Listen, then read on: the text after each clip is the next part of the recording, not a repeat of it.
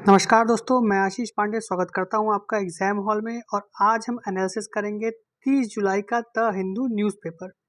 दोस्तों शुरुआत हम करेंगे इजराइल से। दोस्तों इजराइल में दोस्तों घमासान मचा हुआ है, पब्लिक वहां की सड़कों पे आ गई है और सरकार के अगेंस्ट प्रोटेस्ट कर रही है। ये आप न्यूज़ में सुन ही रहे होंगे, लेकिन असल में पूरा मामला क्या है, पूरा मुद्दा क्या है, ये आपने अलग अलग जगह पे देखा होगा, सुना होगा इसके बारे में।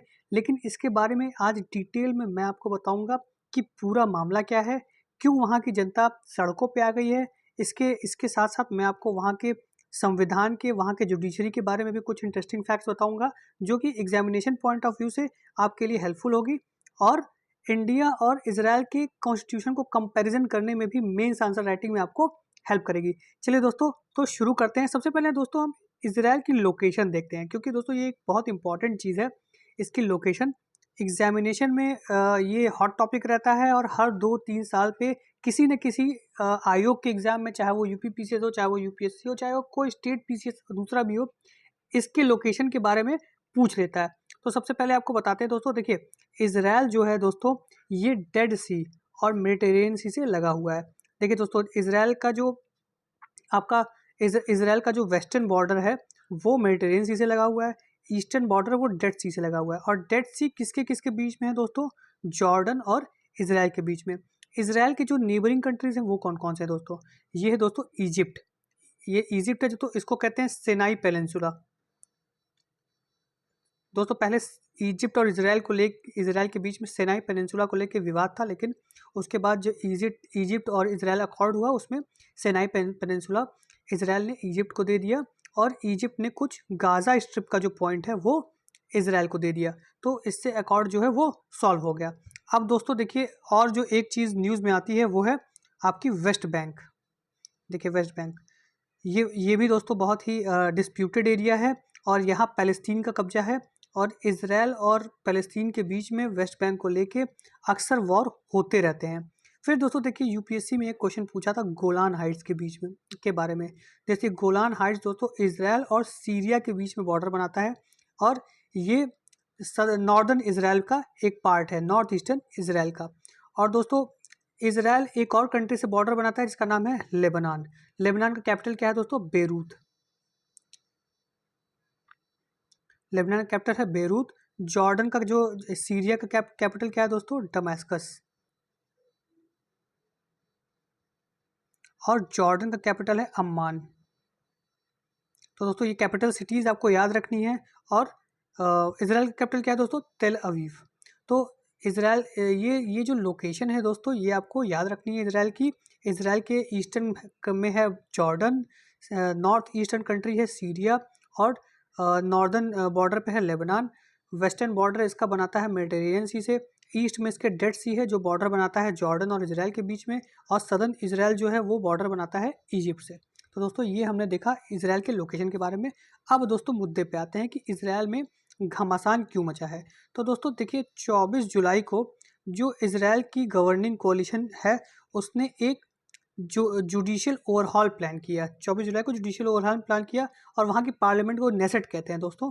ये तो वहाँ की जो पार्लियामेंट है उसने एक लॉ पास की है जिससे सुप्रीम कोर्ट की ओवरसाइट पावर्स जो हैं उसको उसने करटेल कर लिया। ओवरसाइट पावर्स मतलब कि वहाँ जो बैलेंस ऑफ एग्जीक्यूटिव और जुडिशरी है वो, उसको एग्जीक्यूटिव ने कोशिश किया है करटेल करने की और लॉ के थ्रू जुडिशियल ओवरसाइट को उसने उसने करटेल कर लिया है और रिमूव कर दिया है। तो बिल क्या है दोस्तों? देखिए दोस्तों, जैसे हमारे देश में है बेसिक स्ट्रक्चर डॉक्ट्रिन, उसी तरह एक डॉक्ट्रिन है इसराइल में जिसको कहते हैं रीजनेबल डॉक्ट्रिन। और रीजनेबल डॉक्ट्रिन दोस्तों ये चेक करता है कि जो की गवर्नमेंट डिसीजंस हैं और मिनिस्ट्रियल्स अपॉइंटमेंट हैं वो सही है कि नहीं। और अगर वो गलत होती हैं तो वहाँ की जो कोर्ट्स हैं वो उसे अपॉइंटमेंट्स को कैंसिल करती हैं, नलीफाई कर देती है। जैसे हमारे देश में बेसिक स्ट्रक्चर डॉक्ट्रिन है, उससे अगर ये चेक किया जाता है कि अगर government basic structure of constitution change कर रही है तो उस लॉ को नलीफाई कर देती है, उस लॉ को कैंसिल कर देती है। ऐसी वहाँ पर रीजनेबल डॉक्ट्रिन है जिससे वहाँ की जो कोर्ट्स हैं वो गवर्नमेंट के डिसीजंस को नलीफाई कर देती हैं। वहाँ के अगर कोई मिनिस्टर का टेंटेड अपॉइंटमेंट है तो उसको भी नलीफाई कर देती हैं दोस्तों। लेकिन ये रीजनेबल जो डॉक्ट्रिन है वो कॉन्स्टिट्यूशन से नहीं है, क्योंकि इज़राइल में रिटन कॉन्स्टिट्यूशन है ही नहीं। तो ये एक कन्वेंशन बनाया गया है कोर्ट द्वारा वहाँ के, कि अगर वहाँ की सरकार या वहाँ की पार्लियामेंट कोई ऐसे डिसीजन लेती है जो कि रीज़नेबल नहीं होगा, जस्ट नहीं होगा, तो वो उसे कैंसिल कर देंगी। और ये कौन डिसाइड करेगा कि ये जो डिसीजन है वो रीज़नेबल है कि नहीं? वहाँ की कोर्ट्स ये डिसाइड करेंगी। तो इसको जो गवर्नमेंट सपोर्टर्स है वो कह रहे हैं कि भैया ये जो रीज़नेबल वाला क्लॉज है ये बहुत ही कभी कभी एब्स्ट्रैक्ट हो जाता है। मतलब कभी कभी तो ठीक है, डिसीजंस जो कोर्ट है वो ठीक लेती है, लेकिन कभी कभी ऐसे डिसीजन ले लेती है कि जो बहुत एब्स्ट्रैक्ट है, बहुत ही वाहियात टाइप होते हैं, और एक तरह से जुडिशियल ओवररीच को ये जन्म देती है। देखिए दोस्तों, कुछ टर्म्स हैं, जुडिशियल एक्टिविज्म, जुडिशियल ओवररीच, ये सारे टर्म्स आप गवर्नेंस और पेपर 2 में पढ़े होंगे। अगर नहीं पढ़े होंगे तो आप अगर कमेंट करेंगे तो इस पे एक वीडियो हम अलग से बना देंगे। तो ये जुडिशियल ओवर, इन्होंने कहा कि ये जुडिशियल ओवररीच है वहाँ के गवर्नमेंट की। गवर्नमेंट के सपोर्टर्स ने कहा कि ये वहाँ के जुडिशरी की ओवररीच है और इसको जो है कर्टेल करना बहुत ज़रूरी है। अब दोस्तों, जो ओवरऑल प्लान लाया गया उसके प्रपोजल्स क्या हैं दोस्तों?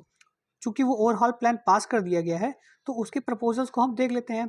देखिए दोस्तों, कि जो ओरिजिनल ओवरऑल प्लान है उसमें डिफरेंट पार्ट्स हैं, और वो काम करते हैं गवर्नमेंट के हाथों को मजबूत बनाते हैं कोर्ट्स के अगेंस्ट, मतलब कि गवर्नमेंट को स्ट्रेंथ करते हैं अगेंस्ट द कोर्ट। और वो कैसे करते हैं, ऐसे क्या क्या चीज़ें इन ओवरऑल प्लान में आ गई कि गवर्नमेंट मजबूत हो गई? तो सबसे पहली चीज़ आई है दोस्तों ये रीजनेबिलिटी डॉक्ट्रिन का अबोलिशन, जो मैंने कि अभी जिसको मैंने कि बताया। सोचिए दोस्तों, किसी देश में, जैसे हमारे देश में बेसिक स्ट्रक्चर डॉक्ट्रिन को ही अबॉलिश कर देगा सरकार, तो जनता सड़कों पे आई जाएगी। तो बस वही वहाँ भी हुआ है, रीजनेबिलिटी डॉक्ट्रिन को अबॉलिश कर दिया गया है। फिर जुडिशियल रिव्यू की जो पावर है कोर्ट की, उसको कर्टेल कर दिया गया है। रजिस्ट्रेशन के ऊपर जो भी जुडिशियल रिव्यू करती है उसको कर्टेल कर लिया गया है। और गवर्नमेंट जो है जुडिशियल अपॉइंटमेंट में भी अब ज़्यादा रोल निभाएगी। पहले वहाँ के जो जजेस होते थे उनका अपॉइंटमेंट में ज़्यादा रोल होता था, लेकिन अब जो गवर्नमेंट है उनके लोग होंगे जुडिशियल अपॉइंटमेंट में। एक तरह से जुडिशरी को उन्होंने अपने हाथ में लेने के लिए लॉ पास किया है।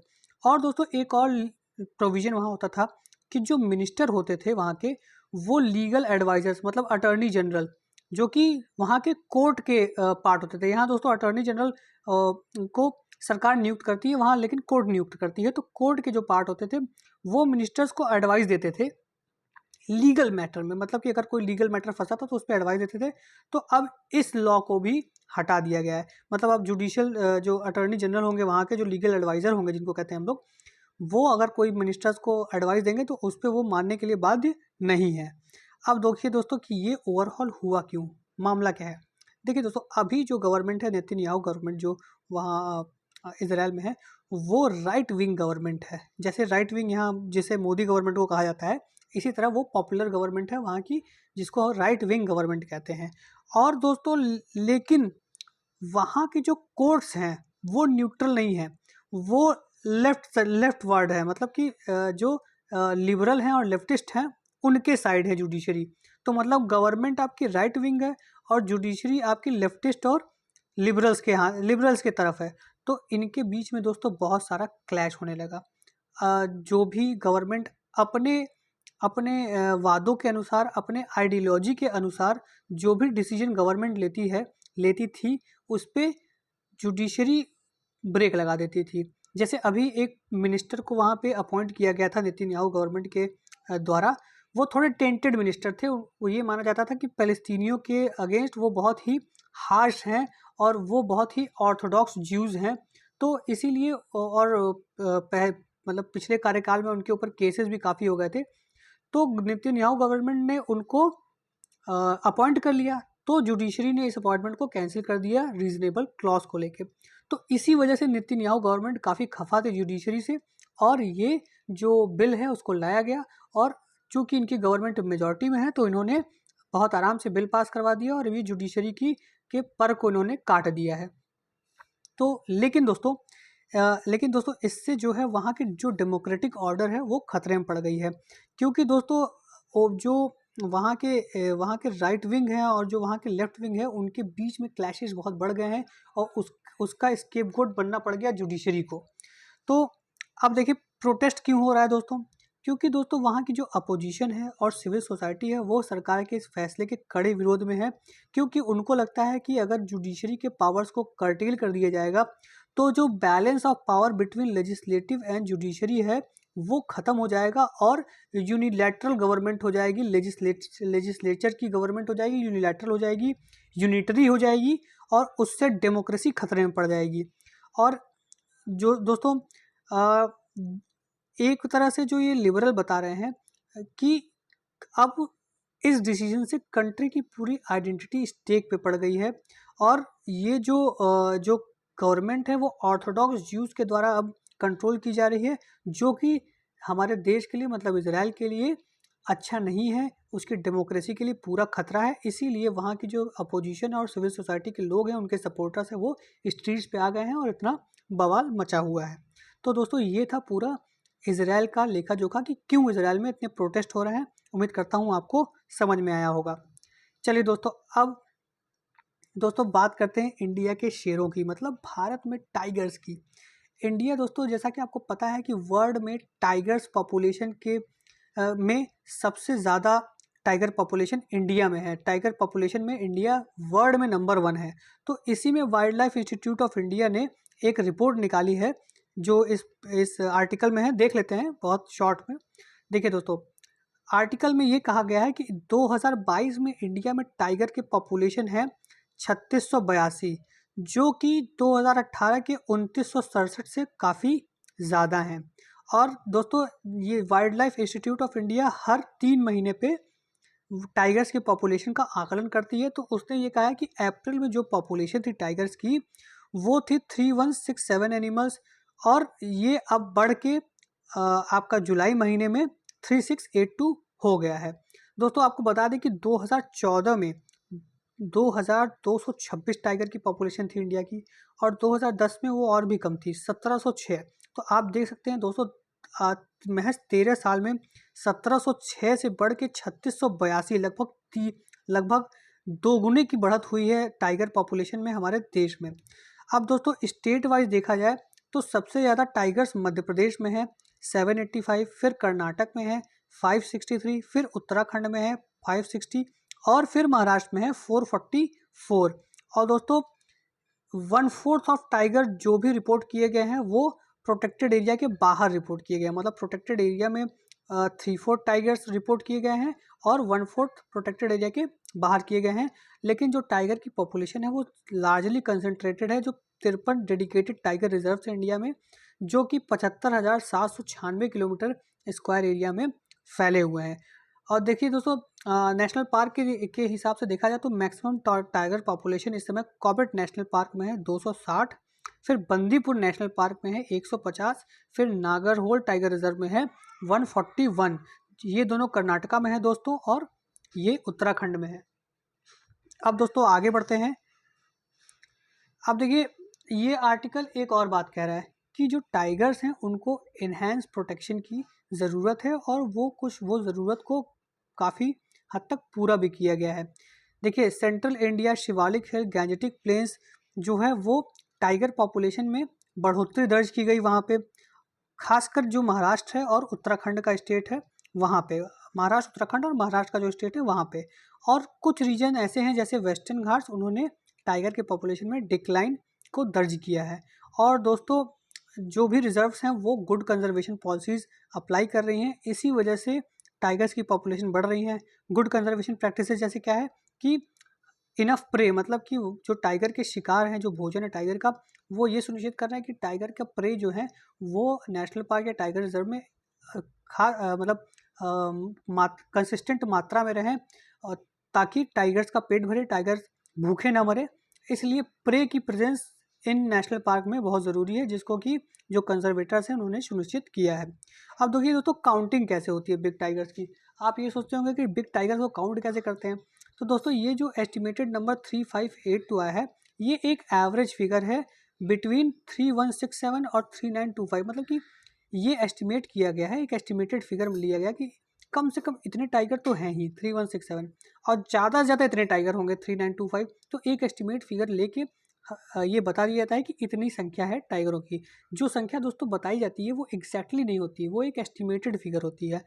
तो अब ये एस्टिमेटेड फिगर कैसे निकालते हैं दोस्तों? एस्टिमेटेड फिगर निकालते हैं कि जितने भी यूनिक टाइगर्स हैं उनकी कैमरा से फ़ोटो ली जाती है, तो एक काउंटिंग वो की जाती है, प्लस ये भी निकाला जाता है कि कितने ऐसे टाइगर्स हो सकते हैं जो कैमरा से बच गए हों और फोटोग्राफ नहीं हो पाया, तो उनका भी नंबर निकाला जाता है। दोनों नंबर को जोड़ के एक एस्टिमेटेड फिगर निकाला जाता है, जिसमें मिनिमम और मैक्सिमम फिगर निकाला जाता है। उसका एवरेज लेके जो टाइगर की पॉपुलेशन है वो बता दिया जाता है।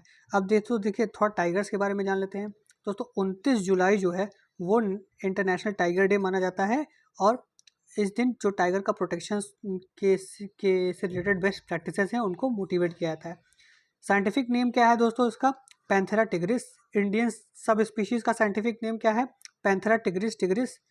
और दोस्तों देखिए 8 सब स्पीशीज टाइगर की पाई जाती हैं, जिनमें से है बंगाल टाइगर जो इंडियन सब कॉन्टिनेंट में है, कैस्पियन टाइगर जो टर्की में पाया जाता है और वेस्ट एशिया में पाया जाता है, अमूर टाइगर अमूर रिवर के रीजन पाया जाता है जो रशिया और चाइना और नॉर्थ कोरिया में है, जावन टाइगर जावा में पाया जाता है जो कि इंडोनेशिया में है, south China tiger south central China में पाया जाता है, बाली टाइगर दोस्तों बाली इंडोनेशिया में पाया जाता है, ये अब एक्सटिंक्ट हो चुका है, ये अब नहीं है। सुमत्रन टाइगर दोस्तों सुमत्रा में पाया जाता है इंडोनेशिया में, और इंडो चाइनीज टाइगर दोस्तों साउथ ईस्ट एशिया में पाया जाता है। दोस्तों ये सारी कंट्रीज जो मैंने नाम लिए हैं वो टाइगर रेंज, इनको टाइगर रेंज कंट्रीज भी कहते हैं। थ्रेट्स क्या है दोस्तों टाइगर का? सिंपल दोस्तों थ्रेट्स हैबिटेट डिस्ट्रक्शन है, हैबिटेट फ्रेगमेंटेशन है, पोचिंग है, हंटिंग है, ये सारे थ्रेट्स हैं। प्रोटेक्शन स्टेटस क्या है? Indian wild life protection act 1972 में ये शेड्यूल 1 में है दोस्तों। IUCN के रेड लिस्ट में ये इंडेंजर्ड स्पीशीज़ है, साइट्स के लिस्ट में ये अपेंडिक्स 1 में आता है। और टाइगर रिजर्व कितने हैं इंडिया में दोस्तों? 53 टाइगर रिजर्व हैं। सबसे बड़ा है नागार्जुन सागर सिरसलम टाइगर रिजर्व जो कि आंध्र प्रदेश में है, और सबसे छोटा है बोर टाइगर रिजर्व जो कि महाराष्ट्र में है। तो ये कुछ फैक्ट्स थे, ये आपको जानने हैं दोस्तों। Wild life institute of India के बारे में देख लेते हैं दोस्तों। ये ministry of environment and forest के अंदर आता है। इसको 1982 में इस्टेब्लिश किया गया है। ये कहाँ पे है? उत्तराखंड देहरादून में। और ये ट्रेनिंग प्रोग्राम्स, एकेडमिक कोर्सेज और एडवाइजरी जारी करता है वाइल्ड लाइफ मैनेजमेंट में। अब चलिए दोस्तों उड़ान स्कीम की बात कर लेते हैं। दोस्तों उड़ान स्कीम को बहुत ही बाजी गाजी के साथ गवर्नमेंट ने लॉन्च किया था, लेकिन आज हकीकत उसकी ये है कि सिर्फ 50% कैपेसिटी पे ही उड़ान स्कीम्स के फ़्लाइट ऑपरेट कर रहे हैं, बाकी सब ग्राउंडेड हो चुके हैं। तो दोस्तों एक बार डिटेल में देख लेते हैं। देखिए उड़ान स्कीम को हम रीजनल कनेक्टिविटी स्कीम भी कहते हैं, और ये एक गवर्नमेंट की स्कीम थी जिसका पूरा नाम है उड़े देश का आम नागरिक। ये 2017 में रीजनल कनेक्टिविटी स्कीम के अंतर्गत लॉन्च की गई थी। क्यों? क्योंकि इस स्कीम में इसका विजन ये था कि जो स्मॉलर सिटीज़ हैं उनके भी एयरपोर्ट्स एयर स्ट्रिप्स को रीडेवलप किया जाए और उसको यूटिलाइज़ किया जाए। और इसका एम था कि जो कॉमन मासेज हैं टायर 2 और टायर 3 सिटीज़ में, उनको भी एयर रूट के थ्रू ट्रांसपोर्टेशन में मदद मिले, सहायता मिले, इसलिए ये स्कीम लॉन्च किया गया था। और दोस्तों टायर 2 और टायर 3 के लोग एरोप्लेन में कब ट्रैवल करेंगे? जब ये ट्रैवल एक्सपेंसेस जो हैं वो सब्सिडाइज होंगी और उसके दाम कम होंगे, तभी तो करेंगे। और इसमें दोस्तों ओल्ड एयर स्ट्रिप्स जो मतलब ख़राब पड़े थे, जो टूटे हुए पड़े थे टायर 2 टायर 3 सिटीज़ में, उनके रिवाइवल की बात कही गई, और वहाँ फ़्लाइट ऑपरेशंस की भी बात कही गई। और रीसेंट पास्ट में दोस्तों एयरपोर्ट डेवलपमेंट जो है वो RCS के अंदर किया गया है। डेवलपमेंट में ग्रीनफील्ड प्रोजेक्ट्स भी थे, ब्राउनफील्ड प्रोजेक्ट्स भी थे।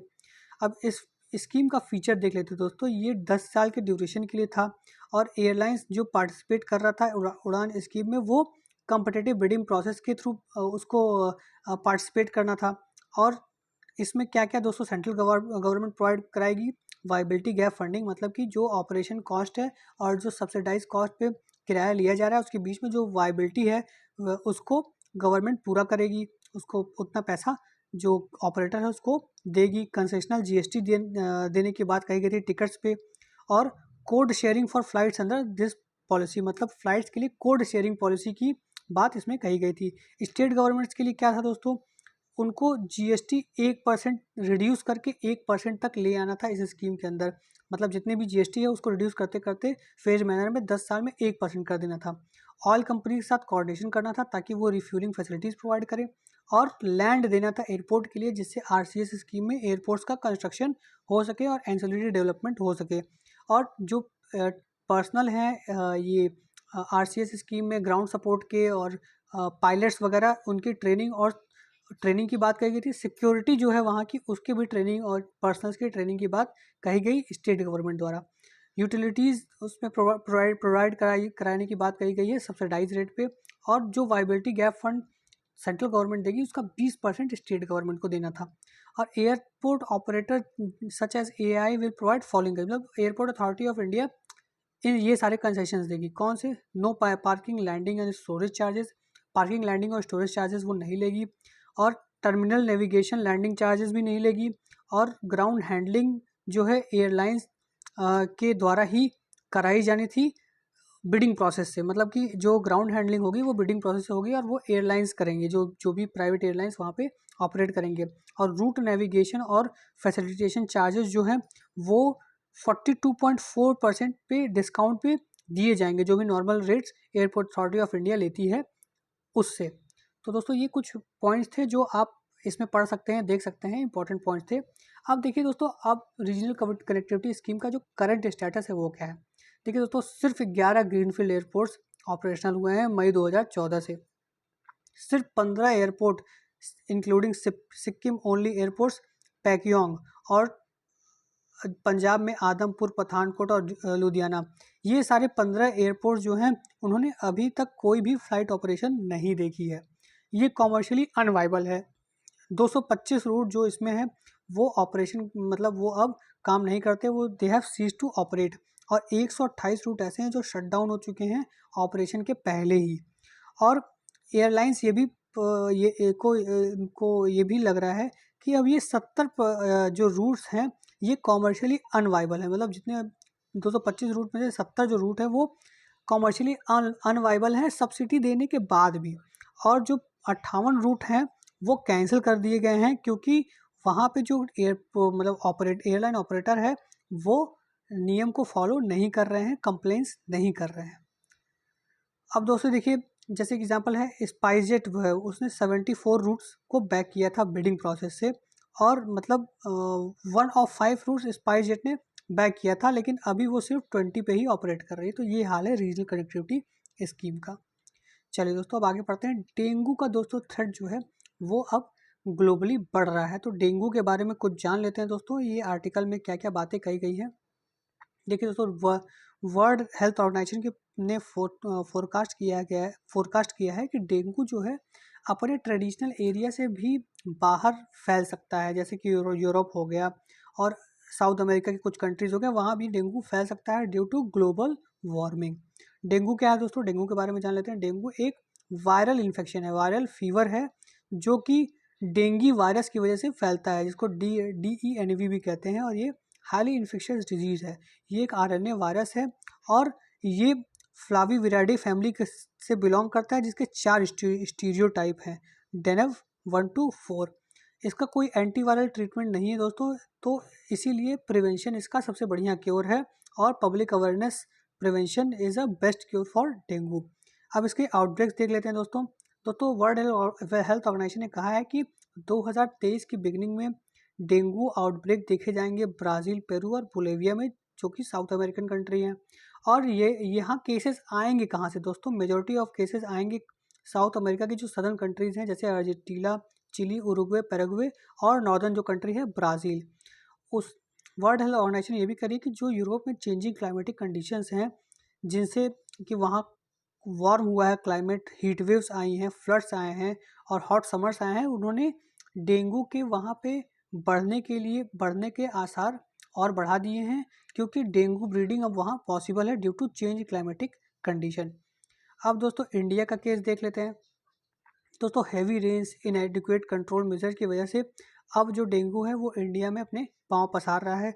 स्टेट जैसे कि केरला, उड़ीसा, असम, तमिलनाडु, महाराष्ट्र, वेस्ट बंगाल और कर्नाटका, अब डेंगू केस इन स्टेट्स में देखे जा रहे हैं और वो धीरे धीरे बढ़ भी रहे हैं।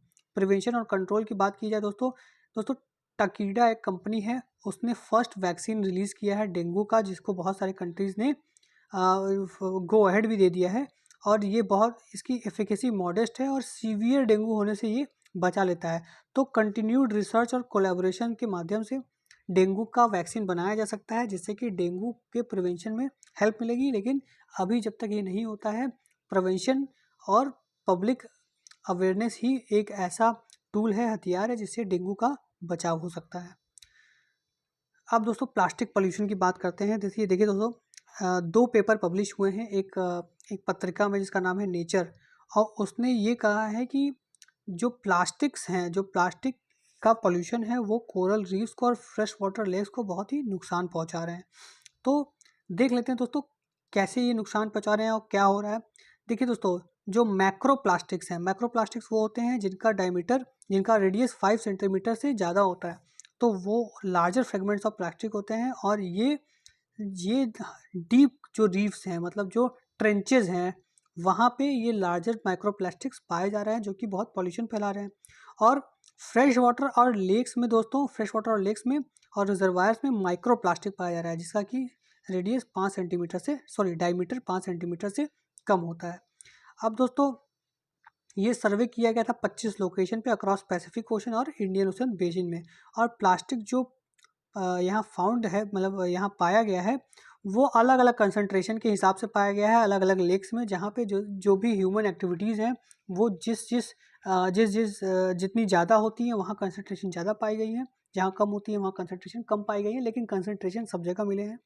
और दोस्तों, मोस्ट पोल्यूटेड लेक में जो प्लास्टिक कंसंट्रेशन है, वो मतलब जो सब ट्रॉपिक ओशन गायर्स में जो प्लास्टिक कंसंट्रेशन है, उससे भी ज़्यादा है। सब ट्रॉपिकल ओशन गायर्स क्या है दोस्तों, जो दोस्तों ओशन घूम के जो एक स्थिर एरिया बना देती है, और वहाँ पे दोस्तों बहुत सारे प्लास्टिक के कंटेमिनेंट्स आके जमा हो जाते हैं, उसको गार कहते हैं। जैसे मान लीजिए दोस्तों, ये इक्वेटर है, और यहाँ से ओशन जो करंट है, ये घूम के आया, फिर इस तरह से घूमता हुआ एक ये गायर बना देता है। तो इस तरह से जब घूमते हुए ये गायर बना देता है, तो सॉरी दोस्तों, ये इक्वेटर है और ये सदर्न हेमिस्फीयर में इस तरह से घूमते हुए गायर बना देता है। तो ये दोस्तों, ये जो एरिया होता है बीच का, ये स्टिल हो जाता है, यहाँ पे water movement ocean current movement नहीं होती है। तो यहाँ के जितने भी माइक्रो प्लास्टिक, मैक्रो प्लास्टिक और जितने भी डेब्रिस होते हैं, कूड़ा होते हैं, वो यहाँ आके जमा हो जाते हैं। तो ये इसको गार्बेज पैच कहते हैं, गार्बेज का पैच ऑफ गार्बेज कहते हैं इसको। जैसे कि Pacific ocean patch, garbage patch, तो इस तरह के पैच बन जाते हैं, और यहाँ ये बहुत ही पोल्यूटेड एरिया माने जाते हैं ओशंस के। तो ये बता रहा है कि कुछ कुछ एरिया ऐसे पाए गए हैं फ्रेश वाटर और लेक्स में, जहाँ पे कि इन पैचेस से भी ज़्यादा डेब्रिस हैं, ज़्यादा माइक्रोप्लास्टिक और माइक्रोप्लास्टिक का कंसंट्रेशन पाया गया है। तो ये रिपोर्ट इस बारे में कहता है, ये आर्टिकल इसी बारे में छपा था दोस्तों। अब दोस्तों देखिए, बंगाल के विलेज में जो श्रिम्प फार्मर्स हैं, वो अब मैंग्रोव लिटर पे थ्राइव कर रहे हैं। श्रिम्प फार्म्स जो हैं, वो मैंग्रोव लिटर पे थ्राइव कर रहे हैं। अब देखिए, श्रिम्प फार्मिंग और मैंग्रोव्स में क्या रिलेशन है दोस्तों, ये मैं बताता हूँ। दोस्तों देखिए, सुंदरबंस में श्रिम्प फार्मिंग की जाती है, और अभी तक श्रिम्प फार्मिंग कैसे की जाती थी, वहाँ जो मैंग्रोव ट्रीज थे, उनको काट के श्रिम्प फार्मिंग वहाँ की जाती थी। श्रिम्प क्या होता है, एक दोस्तों, ये एक फ्रेश वाटर या मराइन वाटर एक जीव होता है, जो ह्यूमन कंजम्पशन के लिए यूज़ किया जाता है। एक ऐसी मछली है, एक ये जो क्रस्टेशियन कैटेगरी में आती है, क्रस्टेशियन कैटेगरी में आती है, और इसको ह्यूमन कंजम्पशन के लिए यूज़ किया जाता है। तो दोस्तों, ये एक नया सस्टेनेबल श्रिम्प कल्टीवेशन का इनिशिएटिव लिया गया है, जिससे कि जो मैंग्रोव्स को काटा जाता था, उसके रेस्टोरेशन में अब मदद मिलेगी। और क्योंकि काफ़ी सालों तक जो श्रिम्प कल्टीवेशन है, वो मैंग्रोव्स को काट के किया जाता था, और मैंग्रोव्स को उससे काफ़ी नुकसान पहुंचता था। तो दोस्तों, इसके लिए एक इनिशिएटिव किया गया है, उसका नाम है सेम इनिशिएटिव। इसका नाम है sustainable aquaculture mangrove ecosystem initiative, और ये 2019 में स्टार्ट किया गया था। ये कम्युनिटी बेस्ड इनिशिएटिव है सस्टेनेबल श्रिम्प कल्टीवेशन के लिए। ये एक एनजीओ है, national environment and wild life society news और global nature fund, natural land Bangladesh environment and development society, ये सारे जो एनजीओज हैं, इनके द्वारा ये शुरू की गई है। और इसके अंतर्गत जो फार्मर्स हैं, उनको 30 हेक्टेयर, वेस्ट बंगाल में 30 हेक्टेयर ऑफ लैंड में ये श्रिम्प कल्टीवेशन वो करेंगे, जो कि सस्टेनेबल होगा, और उसके अलावा वो मैंग्रोव्स को भी रेस्टोर करेंगे। श्रिम्प कल्टीवेशन क्या है दोस्तों? श्रिम्प दोस्तों एक श्रिम्प फार्मिंग एक एक्वा कल्चर बिजनेस है, जो कि मराइन या फ्रेश वाटर एनवायरनमेंट में होता है, और वो क्या प्रोड्यूस करता है? श्रिम्प और प्रॉन्स, जो कि ह्यूमन कंजम्पशन के लिए यूज़ होता है। श्रिम्प कल्टीवेशन दोस्तों लगभग 15,000 से 20,000 हेक्टेयर्स ऑफ लैंड में प्रैक्टिस की जाती है इंडिया में, जो कि एक यूनिक इकोसिस्टम है। इससे जो हमारा जो एस्चुराइन इकोसिस्टम है, उसको काफ़ी क्षति पहुंचती है, इसीलिए इसकी सस्टेनेबल कल्टीवेशन प्रैक्टिस की बात कही जा रही है। चलिए, तो अब इंडिया के चिप इकोसिस्टम की हम बात करते हैं, चिप डिज़ाइनिंग इकोसिस्टम की। देखिए पहले ये न्यूज़ में क्यों है दोस्तों। अब इंडियन गवर्नमेंट जो चिप मैन्युफैक्चरिंग इकोसिस्टम है, उसमें अपने इक्विटी स्टेक मतलब अपना पैसा लगाने की बात कर रही है। जो हमारे देश में डोमेस्टिक चिप मेकिंग कंपनीज हैं, उसमें अब गवर्नमेंट पैसा लगाने की बात कर रही है। दोस्तों आपको याद होगा कि आप जब पढ़ते होंगे कि ऐसे ही कोई कुछ काम जब सेकंड 5 ईयर प्लान आया था, तो हमारे देश के गवर्नमेंट ने iron industries and heavy industry iron and steel और हैवी इंडस्ट्रीज़ में पैसा लगाया था, जिससे वो इंडस्ट्री काफ़ी फ्लरिश थी। तो अब ऐसा ही कुछ चिप इंडस्ट्री में हमारा गवर्नमेंट कुछ ऐसा ही काम करने जा रही है। तो अब चिप इंडस्ट्रीज़ का एक ब्रॉडर इंडस्ट्री डायनेमिक्स देख लेते हैं दोस्तों। देखिए दोस्तों, जो भी चिप इंडस्ट्री बनाने के लिए पॉलिसी होती है, चाहे वो मैन्युफैक्चरिंग हो, चाहे वो डिज़ाइन हो, उसमें कुछ मूल चीज़ों की जो ज़रूरत पड़ती है वो ये है कि लॉन्ग टर्म स्ट्रैटेजी, क्योंकि ये जो सेक्टर है कैपिटल इंटेंसिव है, इसमें एक लॉन्ग टर्म स्ट्रैटेजी की ज़रूरत होती है, इसमें पैसे की ज़रूरत होती है, साइजेबल कॉस्ट इसमें लगता है, क्योंकि ये फैब्रिकेशन जो यूनिट्स इसकी होती हैं वो बहुत ही महंगे होती हैं और बहुत ही कैपिटल इंटेंसिव होते हैं, और इसमें जो मैन्युफैक्चरिंग कैपेबिलिटीज़ हैं उनको बहुत अपस्केल करना पड़ता है, और जो इक्विपमेंट्स है वो लेटेस्ट टेक्नोलॉजी को आपको लानी पड़ती है, ताकि वो वर्ल्ड जो स्टेट ऑफ आर्ट टेक्नोलॉजी चल रही है उसको मैच कर सके, और इसमें बहुत सारे रिसर्च की ज़रूरत पड़ती है, तभी ये इंडस्ट्री फ्लरिश करती है। तो देखिए दोस्तों, इसमें प्रॉब्लम ये होती है कि 2-3 साल इसमें लगता है रिसर्च करने में और इंडस्ट्री को सेटअप करने में, जब तक कि फर्स्ट प्रोडक्शन वहाँ से आउट नहीं होता है। ऐसे मतलब अगर 2023 में किसी ने स्टार्ट किया फैब्रिकेशन अपना सेमीकंडक्टर इंडस्ट्री का शुरू किया, तो 2025-26 में पहला चिप वो बना के बाहर निकालेगा। तब तक दोस्तों हो सकता है टेक्नोलॉजी भी चेंज हो जाए, क्योंकि आप देख ही रहे हैं कि प्रोसेसर्स जो हैं वो कितनी तेज़ी से बदल रहे हैं, कितने उसकी कैपेसिटी कितनी तेज़ी से इंक्रीज़ कर रही है। तो जब तक आप हो सकता है एक चिप यहाँ बना रहे हो और 2025 में जब उसको मैन्युफैक्चर कर रहे हो, तो वो टेक्नोलॉजी आउटडेटेड हो गई हो और नई टेक्नोलॉजी कोई आ गई हो, तो ये सब प्रॉब्लम्स इसमें आती हैं दोस्तों।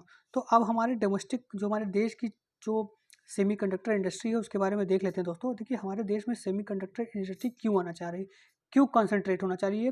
क्योंकि दोस्तों हमारे देश में जो सेमीकंडक्टर डिज़ाइनर्स हैं उनका बहुत ही हाई पूल है, टैलेंटेड पूल है, और वो 20% ऑफ वर्ल्ड वर्कफोर्स जो सेमीकंडक्टर इंडस्ट्री में है वो इंडिया के लोगों का है, और 2000 इंटीग्रेटेड सर्किट और चिप भारत में हर साल डिज़ाइन किए जाते हैं with engineers involve at varied aspects of design and verification. और जो ग्लोबल प्लेयर्स हैं जो R&D करते हैं, जैसे कि इंटेल, माइक्रॉन, क्वालकॉम, ये सारे इंडिया में इनके प्लांट्स हैं और वहाँ ये चिप डिज़ाइनिंग इंडिया में होती है। लेकिन दोस्तों प्रॉब्लम कहाँ है? प्रॉब्लम है इंटेलेक्चुअल प्रॉपर्टी राइट में। सब डिज़ाइनिंग हम तो करते हैं, लेकिन इनका जो IPR है वो इन विदेशी कंपनियों के पास है, जो हमारे पास नहीं है। इसको लेने में बहुत समय लगेगा। तो इसको प्रॉब्लम को सॉल्व करने के लिए दोस्तों एक स्कीम लाई गई, डिज़ाइन लिंक इंसेंटिव स्कीम। ये स्कीम दोस्तों दिसंबर 2021 में लाई गई, ताकि जो इनोवेशंस हैं, IPRs हैं, उनको इंडियनाइज किया जाए। मतलब इंडिया के लोग अब इनोवेट करें, चिप डिज़ाइन करें और उस पर पेटेंट रजिस्टर कराएं। और इसमें इसका एम था कि इसको लगभग 20 कंपनी को ग्रो करनी है, और जिसका टर्नओवर 15,000 करोड़ से ज़्यादा होगा विद इन नेक्स्ट 5 ईयर, मतलब 2025 तक। और इस स्कीम के अंदर जो भी पैसा ये चिप्स बनाने में लगेगा, उसका 50% एक्सपेंडिचर उनको, जो कंपनीज होंगी, उनको रिम्बर्स कर दिया जाएगा, जिनको लगभग up to maximum of 15 crore पर एप्लीकेशन होंगे। मतलब अगर मान लीजिए 40 करोड़ लग रहे हैं सेटअप करने के लिए, तो उसमें से 15 करोड़ ही वापस किया जाएगा, 20 करोड़ वापस नहीं किया जाएगा। लेकिन बहुत सारे चैलेंजेस है दोस्तों।